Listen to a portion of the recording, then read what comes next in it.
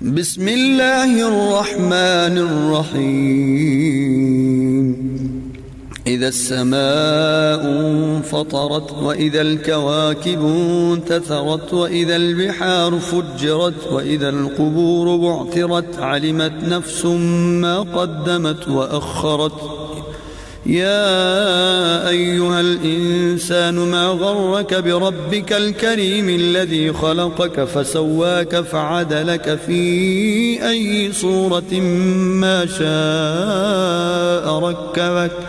كلا بل تكذبون بالدين وإن عليكم لحافظين كراما كاتبين يعلمون ما تفعلون. إن الأبرار لفي نعيم وإن الفجار لفي جحيم يصلونها يوم الدين وما هم عنها بغائبين.